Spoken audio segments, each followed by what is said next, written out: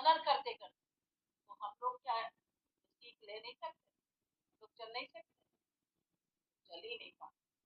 कारण बस ये है कि भारत की कारण है, वही दुख, वही तकलीफें, वही सब कुछ, वही प्रॉब्लम्स।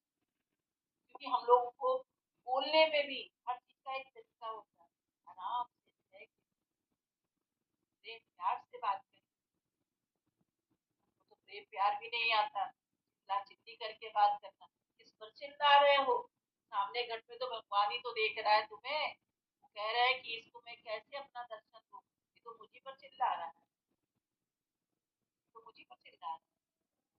मुझे समझ रहा है कि मैं उसका बेटा हूँ या उसकी बेटी, तो शरीर उसका बेटा बेटी है, मैं थोड़ी ना हूँ।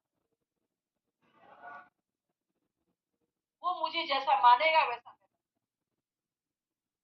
तो भगवान, ये समझ में आया? नहीं कह रहे, संतों का जीवन परोपकार के लिए समर्पित होता है। पर अपकार ही है गोविंद राधे, दूसरों का सहज स्वभाव बता दे।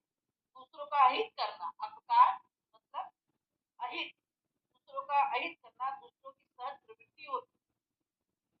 दूसरों का अहित करना दुष्टों की सहज प्रवृत्ति होती है। अब आप लोग ये चेक करिए कि हम दूसरों का गड़बड़ करते हैं? अगर करते हैं तो हम दुष्ट हैं, राक्षस हैं,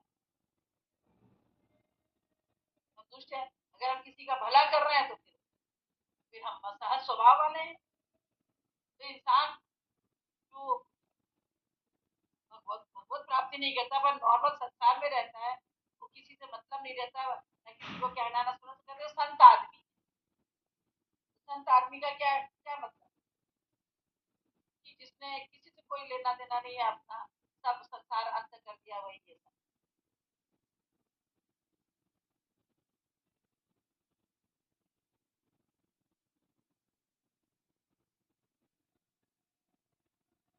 फल बिनु स्वार्थ गोविंद राधे, पर अपकार करे अहि क्यों बता दे।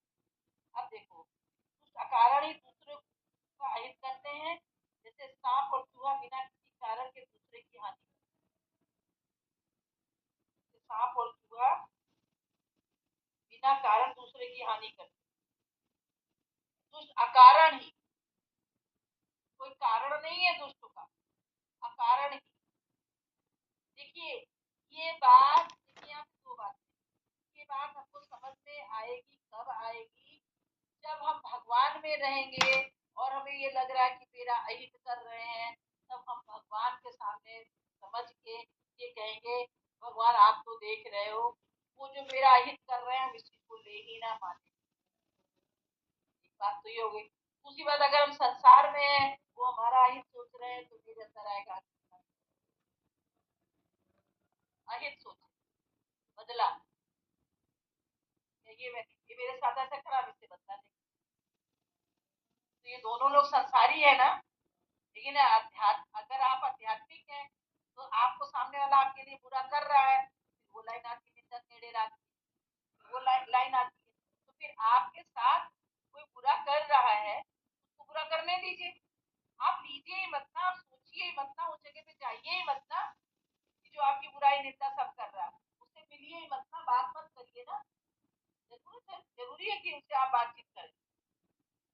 मिलिए ही मत। क्योंकि जब जाएंगे वही बात, जब जाएंगे वही बात उससे जरूरी बना,